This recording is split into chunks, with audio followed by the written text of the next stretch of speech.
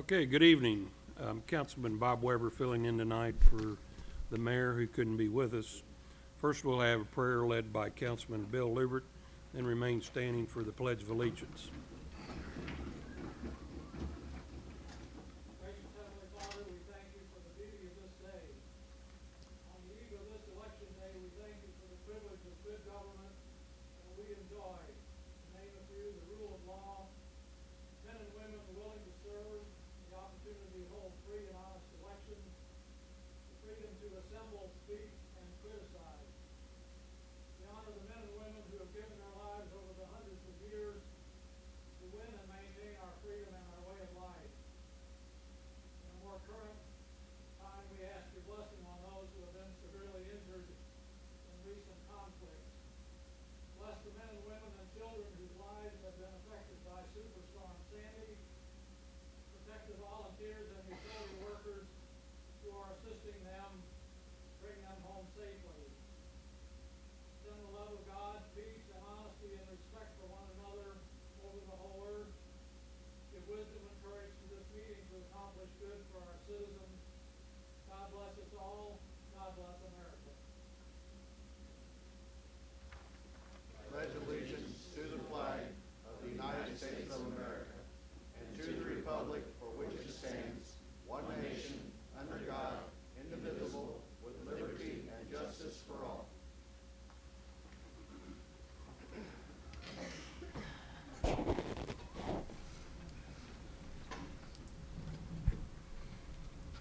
We have a couple of interpreters with us tonight. If we could have you to please stand.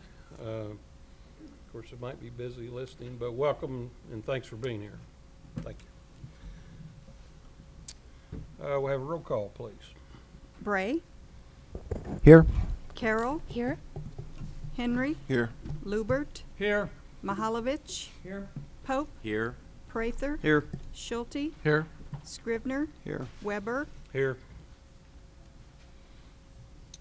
First item on the agenda, we have introductions of a new communication operator, Chief Schrader. Thank you. As you just stated, I'd like to introduce a communications operator who will, I guess, technically begin on the 14th. Jordan, if you'd rise, it's Jordan Stevens. Jordan tested with us quite a few months ago, was on our eligibility list, stuck with us, hung in there, and when we offered a position, she jumped at the opportunity. She's very excited, as we are. She's a Jefferson City resident, has worked for Diamond, I can't remember that ever, Diamond Pet Food for about 6 years, 6.5 years actually. She began in high school and shown some good stability there for 6.5 years. She's currently a customer service representative with them. In high school, she participated in some extracurricular activities, she told me, including FFA and varsity cheerleading, and we're happy to have her with us. Okay. Welcome, Jordan. Next, we have the former Mayor Dwayne Schreiman and Kathy Harness to talk about the Metals by the Club annexation issue. Kathy's supposed to be here. I don't know where she is. She's abandoned me. Dwayne Schreiman, 603 Turnberry Drive. As you know, we've been here a couple times before, and this is our last opportunity, and here she comes just in time. Yes. But this is our last opportunity. The annexation election is tomorrow, and we wanted to come and once again try to reach out to the voters to talk about how important this annexation election is to the community tomorrow. Obviously, there are significant issues on the ballot tomorrow, electing a president of the United States, but we want to remind the folks that this Proposition 1 is a very important issue from the city's perspective. And Kathy and I have been working together. I basically like to speak from the perspective of city residents, and I'll talk to them a little bit. And Kathy lives in the area that is targeted for annexation. And I might go ahead, Kathy, introduce yourself. Oh, sure. I'm sorry I walked in at the last minute, but yes, I live on Willow Lake Court. It is one of the areas to be annexed. I actually did walk around my neighborhood and knock on doors and talk to folks. I did encounter a couple that had some questions, just concerns, but the overall feeling from my door-to-door efforts were very positive. Now, I know in August that vote did not reflect that, but hopefully maybe some of the folks have changed their mind, and with the combination of those people and the vote from the city, that will be successful tomorrow. And if I could, I'd like to speak to Jefferson City voters who may be watching, or if there may be an article about this, but this is a significant election for us. If you're a Jefferson City voter, there is, in my opinion, no reason why you would vote no. This is an opportunity for the city to continue to grow. We have to grow in order to remain viable. This annexation area contains about 169 acres, which is really not a large area. And of that, about 42 acres is vacant land. And one of the good things about annexation is zoning, and we are allowed to regulate how those 42 acres develop. Some people say, well, that's too much government intervention. But I've had a number of folks that live in the county have called me complaining about something being built next to them, and I have to tell them, I'm sorry, there's not a thing we can do about it because there's no zoning. In the city, there is zoning, there is reasonable growth, and there's the opportunity to plan how we want to grow. Currently, the subdivision in which Kathy lives, and in fact I live, that subdivision is split by the current boundary of the city. As you come down the street, I'm in the city. Next door to me is out of the city. You drive drive probably a half a block, and then you're back in the city. This will be an opportunity to get the entire subdivision into the city. There have been some letters to the editor that you've seen in opposition to this annexation. There have been some ads purchased in opposition to this. Let me tell you, in my view, the opposition is coming from folks who benefit from being close to the city, but do not want to bear the burden of being a part of the city and being responsible for helping pay the cost of the city. So city voters, I'm asking you please to vote yes on this Proposition 1. This does not, we were on the radio the other day and a gentleman called in, and that's always fun to be on a live call-in show, as you guys probably know if you've ever been on one. And a gentleman called in and said that this was another tax raise, another increase in taxes, and that is simply not the case.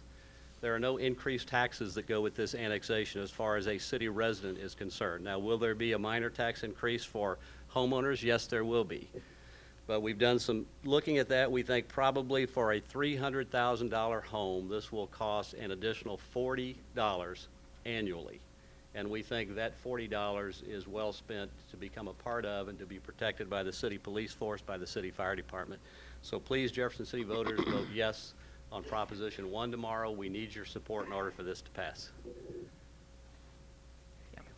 No, I really don't have anything else, but also to urge the city voters to please vote to annex us into this fine city of Jefferson. Thank you.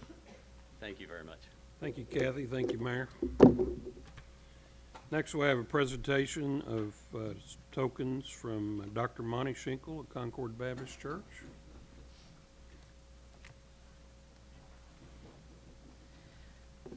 I am Monty Schinkel from Concord Baptist Church, and I have Dan and Brenda Witter with me also from our church. And I come to bring greetings and gifts, and I assume that's allowable. We, over the last 9 years, we have made 6 trips to Coronini, Romania. And it's a little village, a little fishing village down on the Danube River. It's very picturesque. It's not what you would call an impoverished area, but certainly they're way behind where our economy might be. And its economy was a copper mine that has failed. It's been closed down. Now they have 21 wind turbines that stand on the hills up over the Danube River, and they have a beautiful place for tourism. I'm thankful for Mayor Strump for sending a proclamation of greetings to their mayor, and their mayor has reciprocated by saying to Mr. Eric J. Strump, mayor of Jefferson City, Missouri, with great pleasure we would like to invite you to visit our village, Coronini, which is part of Cara-Severin County, Romania. The partnership between Concord Baptist Church, Missouri, and Coronini Baptist Church, Romania opened a good way for better mutual understanding, which can be extended in the future. With great consideration, Ely Boboescu, mayor of Coronini. And he sent pen and fountain pen sets to every member of the council and to Mayor Strump. And also just the invitation to come over. So if you're looking for a place that's quiet, except for the cowbells that go down the street at 6 o'clock in the morning as they drive their herds out to the fields, or the sheep that pass through the street, but literally the mayor owns a little guest house that sits right on the banks of the Danube River looking into Serbia. It's beautiful. And we're thankful for St. Mary's Hospital, which on one occasion gave us 2 EKG machines to take and give to the hospital that's not too far from that area. And it's the relationship that we've had as churches with that community has just been awesome. They're great people, and you feel safe and you feel at home when you visit them. Thankfully, Concord has been able to be involved in several partnerships, and even as I speak this evening, we have 12 people getting ready to go to Aguas Calientes, Mexico tomorrow with 12,000 pairs of glasses to distribute in an eyeglass clinic that will go on for the next 10 days. And these are Jefferson Cityans that are making their way down there, and they represent this community very well. And we thank you all. Dan, Brenda, where are you? Okay. You can say a word and give some gifts. Is it appropriate for us to approach the? Sure. Thank you, sir.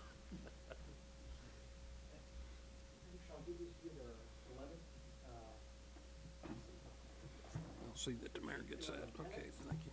By the way, primarily Coronini means the municipality of Coronini, and then there are 11 Okay, well, thank you. Thank you very much. We'll see that the mayor gets this and the rest of the council gets the pins. We really appreciate it. And Dr. Schenkel and your congregation, thanks for the great job you're doing, not only in Romania and other parts, but what you do here in Jefferson City. Thank you all. Appreciate your all's hard work, too. I would note that you are known far and wide. Facebook makes the Jefferson City Council readily accessible to Coronini, and they know every one of you. Thank you. Item D, the presentation will be put off to the next council meeting so that the mayor could be with us. Under the next item is public hearings, vacation and Chestnut Street right-of-way. And we'll have a public hearing on that, and we'll call on anyone that wants to speak in favor. Roger, I'm sorry, go ahead and open it up. Okay, there's a overhead picture here that shows the area that we're talking about. This request came from Lincoln University to close the portion of Chestnut Street from Dunklin Street to East Atchison. Today this street is one-way northbound, and they would like to in the future make this more of a pedestrian-friendly plaza so that students could cross more easily from one side of the campus to the other. Their plans are to add gates on the south end as you approach the area. The agreement that we've drafted includes a requirement to provide emergency access, and the fire department has met with Lincoln staff to work out all the issues, and the plan would be that those gates would have cameras and would be monitored from their police department, which their police chief is here this evening. They do operate 24/7 there, and they could open those gates if there was an emergency situation, but they also want to monitor it and allow the gates to be opened when a tour bus or a delivery needs to be made into their campus area as well. And I know they have a number of staff that are here this evening and want to speak about this, so I'll stop and let them speak. Okay, we'll open it up now for those that want to speak in favor of the motion. Good evening. My name is Curtis Crea. I live at 3010 Country Club Drive, and I'm here to speak for the closing of Chestnut on behalf of Lincoln University. And I have Sheila Gassner here. She's our Director of Design and Construction at Lincoln University.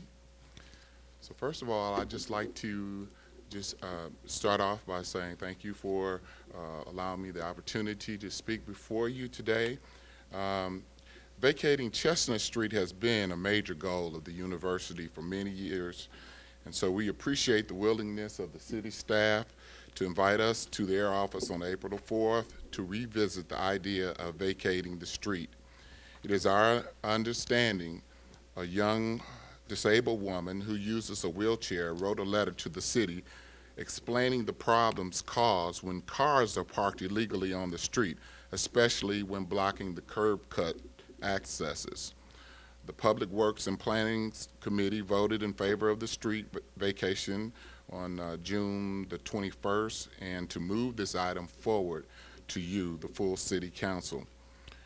After a few months of negotiations between our attorneys, we came to an agreement on the wording of that vacation, and we've submitted that and reviewed that.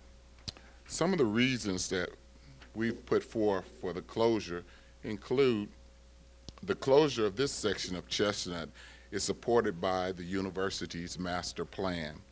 With the closing of Chestnut Street, this will remove a dangerous vehicular pedestrian conflict that exists right in the heart of our campus. The removal of Chestnut Street will allow for the academic side of the campus to be connected with the student support side. Safety of our students, faculty, staff, and visitors is of utmost importance to the university. Illegally parked cars exacerbate the vehicular pedestrian conflict in the center of our campus. Often, the illegally parked cars hamper access for the physically challenged as they block the designated curb cut access areas. This is extremely frustrating to our ADA students. As we have improved the center of our campus with the beautiful Soldiers Memorial Plaza, our goal is to provide a safe and a serene and respectful environment at the quadrangle for our students. Having a street with cars racing by and sometimes even going the wrong way does not help us create this type of atmosphere for this area. The university will also become a tobacco-free campus in January 2013. We are very concerned that Chestnut Street, being a city street, it may unfortunately be an area where students, faculty, and staff navigate towards it in order to not be on campus so they can use tobacco products. This will increase pedestrian traffic and loitering even more, thus causing the pedestrian vehicle conflict to be more pronounced. So our plan for the closure is, if this bill is approved by the council, the university will immediately send out notices to our students and put up signage that informs students that we have jurisdiction for ticketing, fining illegally parked cars. And within 6 months of approval, we will be installing an automated gate barrier with a camera system to be remotely controlled by our LU Police Department, which of course, as he stated before, they have a 24/7, 365-day dispatching operation. The only authorized vehicles will be allowed through the gate. Thus, the street will remain open for the fire department, other emergency vehicles, deliveries to our student union, tour buses for both the university's purposes, as well as for the Jefferson City Historic Tour Bus to come through, pointing out the Soldiers Memorial Plaza. Sometimes in the future, as funding becomes available, we hope to create the continuation of a more pedestrian-friendly quadrangle where it does not look like we have a street running through our campus, but more it will ensure that it has a hardscape, and it will be provided for the fire department trucks and other emergency vehicles. It may look more like a large sidewalk rather than a street. We will always maintain access for emergency vehicles since it is equally important for us to make sure these vehicles can get to our buildings and to other areas as needed. The university will continue to allow traffic to exit onto Chestnut Street from Dickinson Drive and from the B&S Drive, which is north of our student union. Chestnut will remain one way as it is now. Further, we found support for this. It is our understanding we have the support of the Jefferson City Police Department, and by vacating the street to the university will be responsible for issuing tickets and fines to our students who are parked illegally. We have support from the state of Missouri Department of Social Services, Rehabilitation Services for the Blind. And we also have a letter here that I'd like for Ms. Gassner to read from one of our students who is directly impacted by this. Hi, my name is Sheila Gassner. I'm at 208 Friendship Ridge, and I'd like to read the letter to you from Caitlin Bartley, who's a student on our campus. Hello, my name is Caitlin Bartley, and I am a student at Lincoln University. Due to my muscular dystrophy, I use a motorized wheelchair to get around. I am writing you today to show my support of Jefferson City vacating Chestnut Street. Ever since starting at Lincoln in 2009, I have had issues with people parking in front of the curb cuts. In fact, there have been a couple of times when I've had trouble getting to class because every curb cut has been blocked by vehicles. When this has happened, my nurses have called the Jefferson City Police Department. JCPD has always come out when we've called, which I really appreciate. However, sometimes it takes a little while for them to come out. Therefore, I think it would be beneficial for JCPD to vacate Chestnut Street. That way, Lincoln University could turn Chestnut into a private street. Not only would this keep vehicles from blocking the curb cuts, but it will make the street safer for pedestrians to cross. I've been noticing lately people like to speed down Chestnut. I think this could potentially become a problem because people are constantly crossing Chestnut Street. Overall, I think Jefferson City vacating Chestnut Street would be very beneficial. Thank you for your consideration. Sincerely, Caitlin Bartley. And further, you have the commitment of our administration. You have Dr. Connie Harmacher, who is our interim president. You've got cabinet members who have listened and talked and discussed about this. And of course, you have me, the vice president of administration, and you have our board chair, Ms. Cynthia Blosser, who is here tonight with us. And we all support this plan and want to make sure that it is implemented. As Roger said, we have met with the fire department and have assured them of our commitment to this plan. So in summary, we encourage the council to vote in favor of this bill. We realize closure of this section of Chestnut Street may be some inconvenience for our students, employees, and neighbors. However, we feel the safety of our students outweighs this small inconvenience. There are many more benefits of providing a safe and accessible area for crossing between the two sides of campus than there are negatives, especially since we have a workable solution with the city and their departments. Thus, we would appreciate your support and your vote of yes to vacate Chestnut. Thank you. Thank you. Any questions from the council to Mr. Cree and Sheila? Go, Larry. Mr. Cree, just one quick question I had. Now, with the emergency vehicles, would they be able to have their own access without having to contact public safety first, or how would that work? To the gate, I guess to wherever the gate would be? Well, actually, since it's going to be 24/7 and the remote access, it will be like when you come up. You want to explain that piece?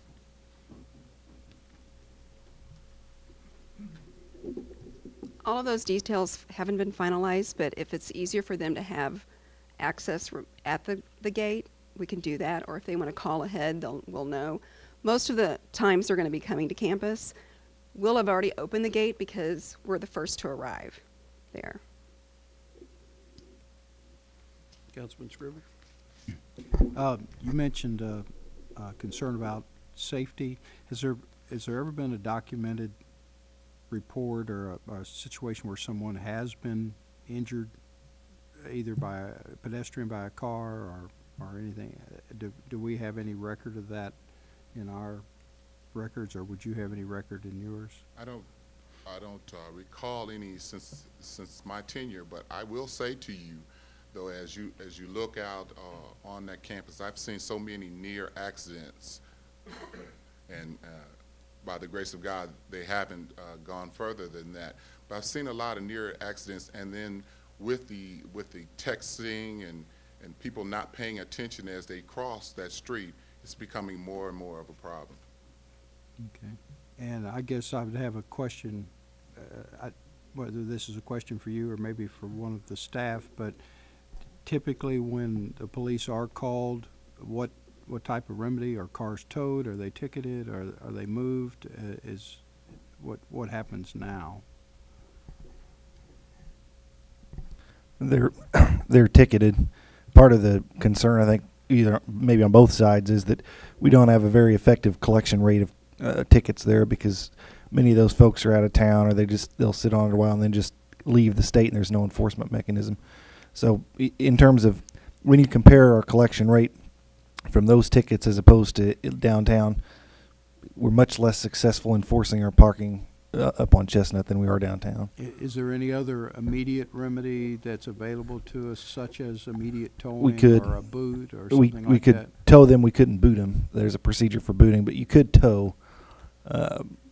That's available. It's kind of the drastic option that really upsets people. Well, but maybe that's the problem. Maybe we haven't upset people enough to get it to stop. Would a police officer with the computers in the cars that we have now, would they be able to know if someone had been ticketed multiple times, and maybe take an extra step to see that a car is towed immediately, as opposed to just ticketing and leaving? I think connecting to what Drew said, we would have some evidence of enforcement action, particularly if there was a final disposition. If it's pending, however, then we might go to the warrant file, because it's possible that warrants were issued for a failure to appear or failure to satisfy. It's possible, but I can't say that we just have access to things that are pending. So is it a guarantee that we would have an accurate reflection of history? Probably not. I also point out, I guess, that students, there's a turnover of students every year. Sure. So the difficulty really are those that may graduate or leave, and then you have new students in, and even if we know who it is, who they are, we have trouble finding them. So then we have to utilize Chief Nelson and his people to help us find those students. We certainly couldn't do it immediately if there's a car parked there, and then it's a very inefficient use of time to tow vehicles, because many times there are 5 or 6 there. That would take hours. And then you have people, once they hear we're there, they come out and discussions begin, and it gets complex. I think I support what Mr. Crea says in terms of efficiency and return on your time. This proposal satisfies that much more than our efforts. Thank you. Any more questions of the speakers? Of the speakers or staff? Let's hold our staff questions till the end. Okay. Are you speaking in favor? In favor. Okay. Please, come forward. State your name and address, and you have 5 minutes, please. My name is Connie Pack, and I'm with Rehabilitation Services for the Blind. It's here in Jefferson City, Missouri. This message is from my agency, from my district supervisor, James Brinkman, as well. I worked with many students at the LU campus, and you'd think crossing Chestnut Street would not pose too many problems. The street's one way, the speed limit's lower. Along the street, visually impaired persons walking can feel the ramps with their long canes to indicate a painted crosswalk, but there's a lot of issues to cross this busy street. Sometimes the person's not able to feel the ramp due to a lot of students walking along the sidewalk. While listening for the car surges to determine when to cross safely, vehicles are much quieter now. If there's any noise in the background, it's going to muffle the decision of, again, when to cross safely. And plus, most of the cars coming over that Chestnut Street are going faster than the speed limit. If the street is closed down, a visually impaired person or any persons could cross safely along the street anytime. Missouri University closes down 2 streets on their campus during the day for student safety. Rolla University has some streets closed down. We just want you to take time to consider how many students this could help. They could travel quicker to class, but most importantly, they can travel safe. And then I just have one short one. This was from a student who wasn't able to attend tonight because of illness. He is a visually impaired student of Lincoln University. He says, I find it difficult to cross Chestnut Street during regular class hours. I've encountered trucks idling their engines while unloading. This has prevented me from using my hearing to detect the traffic. Students gathering outside of Scruggs Student Center can also be an obstacle. Their combined voices, movements, can allow a vehicle to quietly roll down the street, suddenly emerge from the crowd. This has been a major factor in my hesitation to cross over to the bookstore, the cafeteria, the library. I hope you will find it favorable to close Chestnut Street. And his name is Chris Griggs, and he lives in Jefferson City. Thank you very much. Any questions of the speaker? Councilman Scrivener.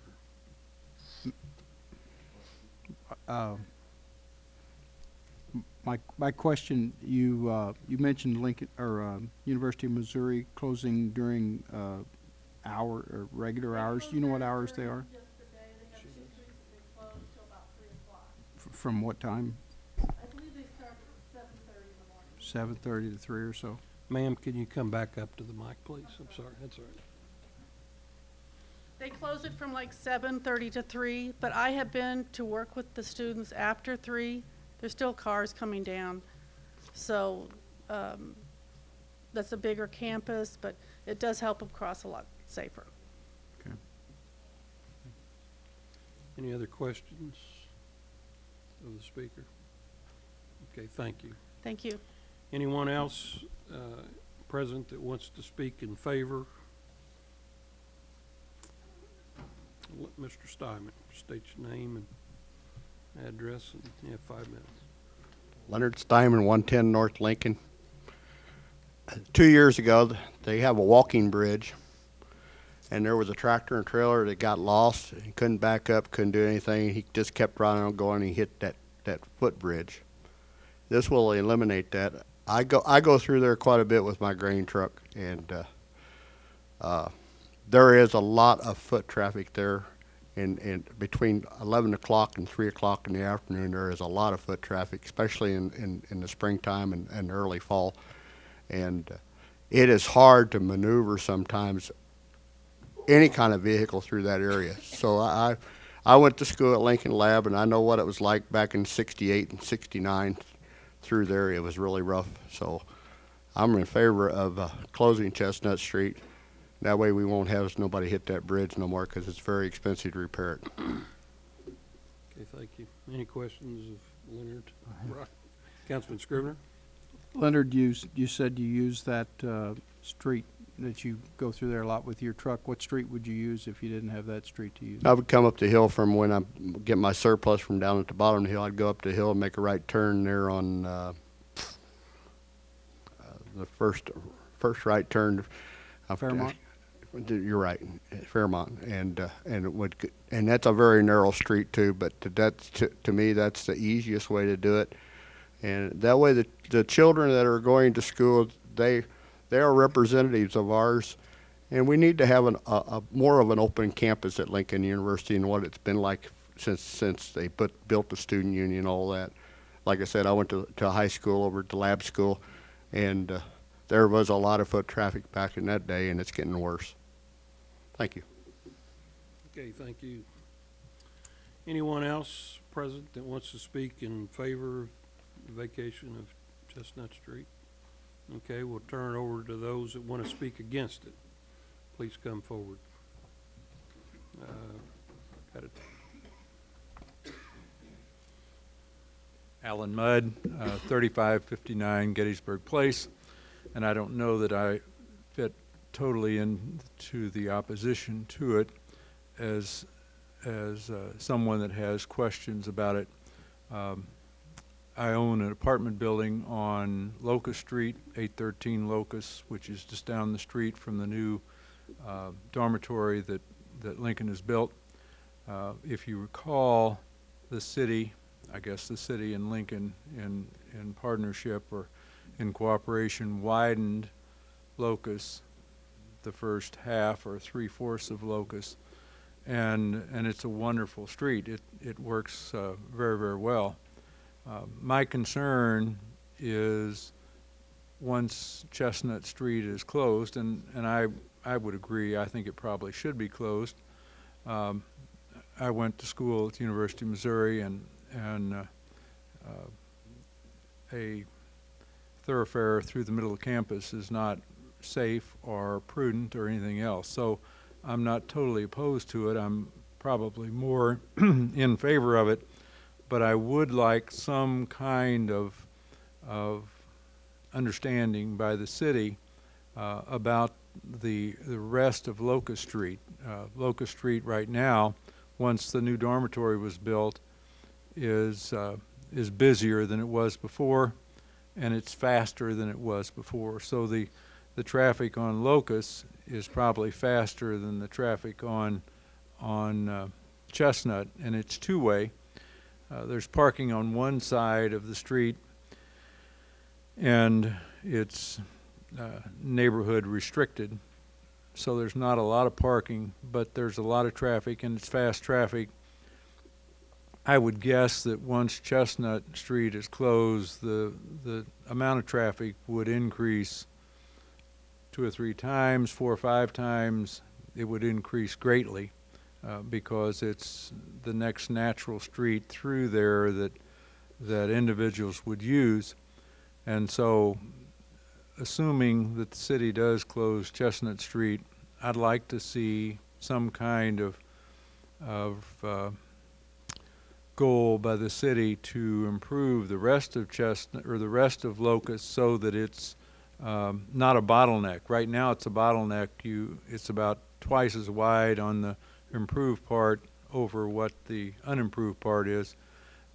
If you're going to increase the traffic on Locust, which I think this would do, I'd like to see the city have the planning in motion to complete improving Locust so that it's a safer street. It's not very safe to cross Locust now. You have to be careful because it's a racetrack, and if you increase the traffic there,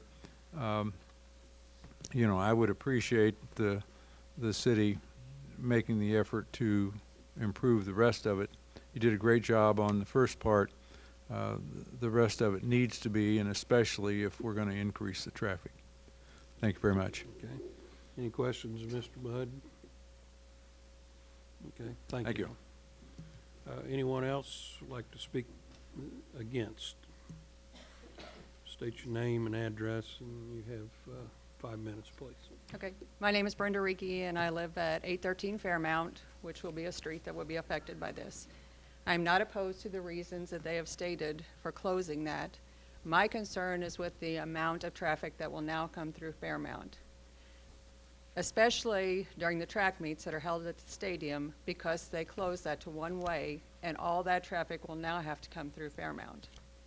That is my biggest concern. We currently have 5 homes on Fairmount that have small children. And as he said, the racing cars are a problem. And now those cars will be coming through Fairmount, which is a small street. My also concern is with big trucks. I know they've said they would open the gates for the big trucks, but there are currently big trucks that come through the street and they knock down the lines and they leave the lines laying. So I'm not opposed to the reasons that they're stating. I just wanted to say my point of view is that we're going to have a lot more traffic coming through that small street. Any questions? Okay, Councilman Bray. I'm looking at a map here. Why would there be more? I don't doubt that at all, but I'm trying to see where the traffic, why would Fairmount Boulevard carry more traffic? Because when they come up that hill, they will turn right and go Fairmount. Oh, when they come up Chestnut, Yes. going up that hill there, have to come back around. And when they have the track meets, they make it one way, and all that traffic will now come through Fairmount. So they'll have to go up Chestnut and then across Fairmount and Hillcrest to get onto Clark? Right. I see. Thank you. You're welcome. Any other questions? Thank you. Anyone else present that would like to speak against? Okay. Can I just address her concern though? That'd be pretty out of order. I would recommend against that. If I might, at the end, the general rule is the proponents are given 5 minutes at the end to respond. Good evening, councilmen and women. My name is Mark Leisman. I live on 923 Fairmount. First, I use this road a lot, and I am not opposed to them shutting it down. I'm here to offer compromise. Is how I see it. I think for the university, I think it's a great institution in town, and I fully support it. And I live right next to it, and I get to be a part of that institution, living next to it. One thing I would like to consider, one, I will second Alan Mudd. I agree. Look, the traffic around how it's going to be diverted around that place would need to be looked at, and I think Locust would need to be looked at in order to divert traffic. But I've also been, as far as Chestnut closing it down, I've also been on universities, particularly University of Illinois is my alma mater, and also been on Missouri State campuses quite a bit as well. They offer gates or some type of a way for people to not go down the street during student hours from 8 o'clock to 6 or 7 o'clock at night.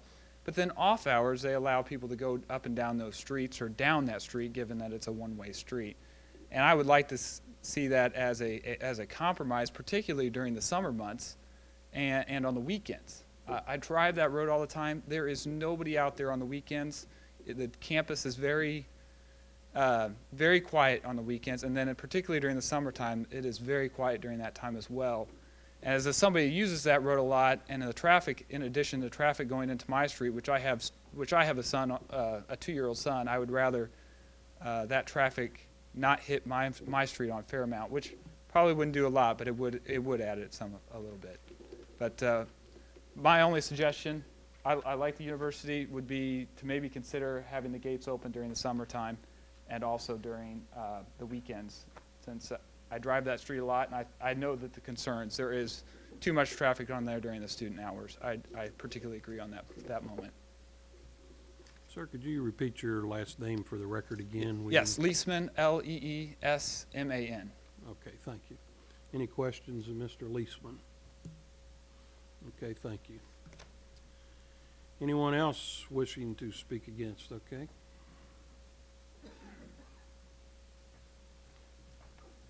I'm Michael Van Gundy. I live at 816 Fairmount, and so I'm just up the street from the area that's affected, and maybe like a couple other people, I don't know if I'm so overall opposed to this closing, because there are a lot of considerations for people and traffic, and we've lived there since 1988 and went through a lot of iterations of Chestnut two-way and one-way and blocking it off at homecoming and lots of things that have happened. And I don't know enough of my history to remember, was Dawson Drive two-way at one time?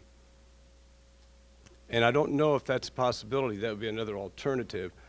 For anybody who lives in kind of our east end, people come down Fairmont and they get on Chestnut to get to Dunklin to head toward downtown. That's how it works. And when you come home at night, you come another way up Elm or wherever it might be, or on Clark, or you come up through campus on Dawson. And it affects me because we have to go around a different way to do that, and quite a bit of traffic will have to do that in order to get headed toward downtown. So I don't know if that's an option. The previous young man who spoke about having it open at times when there aren't people around on weekends. You know, I've got a little age on me, but I've lived in a lot of a lot of university campuses, and that's the way they resolved that they would be closed during when there's a lot of peak hours of students and things, but for other times you'd be able to use it on weekends to go back and forth and do whichever you needed to do. So I'm kind of torn. I'm kind of in the middle of the road here, but I think it's a safety issue, and my friend Billy Nelson and some other people I know at Lincoln, I know this has been a long time in coming, and you know, it's kind of hard for me to been there since '88, lived over there, but been in the city 28 years, and The one thing, as far as helping the approach on Chestnut, though, and I never could understand that students don't use that walkway anyway that's across there, but personally, I don't think that adds anything to the aesthetics of the campus, that walkway thing across that we have built across there. I know it was built to try to take care of these issues, but I don't think it was a very good resolve. So appreciate your time and consideration. Thanks. Any questions? Sir, got a question here from Councilman Scrivener. When you use it, do you use that street in the mornings to go to work? Is I use what that you in the said mornings. primarily? Correct. And would you say? But on the weekends, if I work on the West End, so if I have to go somewhere, that's the way I would go, and just go down to Dunklin and go over to the highway and go down. Are you aware of the traffic volume? Is it heavier in the morning, does it seem to you? Of course, I know you're not there counting cars, but but is there a fair amount of traffic go through there in the morning? Has it been Well, there your is on experience? Fairmount Boulevard in the mornings, because I wave at a lot of people when I go out to get my paper. When we had a dog, I used to walk the dog, and there's a lot of people who come that way. And the same thing in the evening, too. But, of course, coming from the evening, you come from a different direction up through either up Chestnut When from you the speak south. of Dawson, is that the one through the center of campus that comes up over the hill? That comes up off of Lafayette. Off of Lafayette, okay, Yeah. thank you. Okay. Any other questions? Thanks. Thank you. Anyone else that wishes to speak against the proposal?